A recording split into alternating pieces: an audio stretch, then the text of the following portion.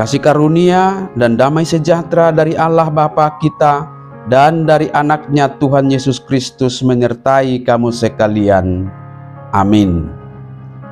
Shalom saudara-saudariku, firman Tuhan yang hadir menyapa kita hari ini, hari Selasa tanggal 28 Januari 2025, tertulis di dalam Injil Lukas pasal 6 ayat 45. Mari sahabatku, kita simak dan renungkan firman Tuhan yang menjadi kekuatan dan inspirasi untuk menjalani hari ini.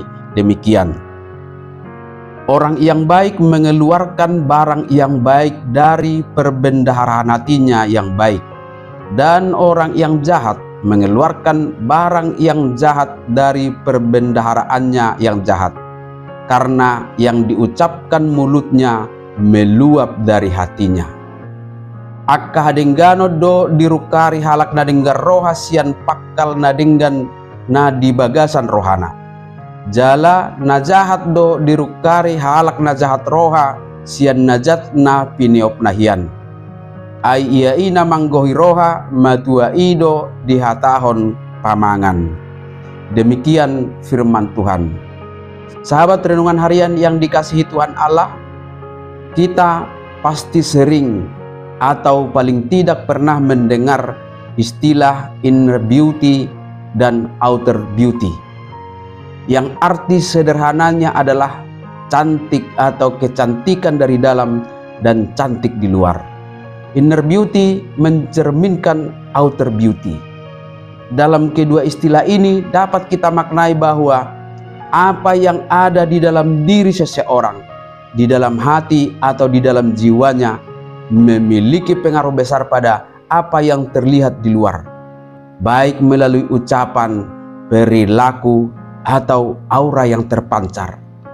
Tuhan Yesus mengajarkan ide yang lebih sempurna lagi dari ide ini lewat nasharian kita hari ini. Secara khusus menyoroti kualitas perkataan atau ucapan-ucapan kita yang sesungguhnya keluar atau dihasilkan oleh hati kita.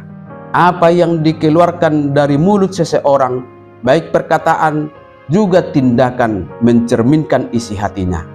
Hati yang dipenuhi kebaikan dan kasih akan memancarkan kata-kata dan perbuatan-perbuatan yang baik dan yang membangun.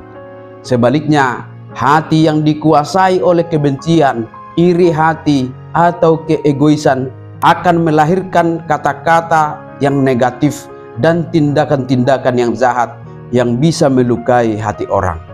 Maka Yesus berkata, karena yang diucapkan mulutnya meluap dari hatinya. Sahabatku semua, pengajaran Yesus ini tentu bukanlah sekedar kata-kata bijak, tetapi sebuah motivasi untuk mengajak kita dan mengarahkan kita untuk selalu berusaha menjaga hati. Menjaga hati adalah kata kuncinya. Apa yang kita masukkan ke dalam hati kita, ke dalam pikiran kita, baik melalui pengalaman, akan sangat menentukan apa yang kita keluarkan dari hati kita yang tertuang dalam kata-kata dan tindakan kita. Oleh karena itu penting bagi kita untuk mengisi hati kita dengan hal-hal yang baik, yang tentunya akan kita temukan dari firman Tuhan. Kita perlu membangun habits atau kebiasaan kita dengan hal-hal yang baik dari pengajaran firman Tuhan. Maka kebiasaan itu akan menghasilkan hal-hal baik dalam diri kita. Selain itu sahabatku semua, secara eksplisit kita juga dapat memaknai firman Tuhan ini dengan sebuah kesadaran bahwa kata-kata kita adalah bagian dari kekuatan yang mempengaruhi suasana dunia sosial kita. Inilah alasannya Amsal 4 ayat 23 berkata dan mengajak kita, jagalah hatimu dengan segala kewaspadaan, karena dari situlah terpancar kehidupan.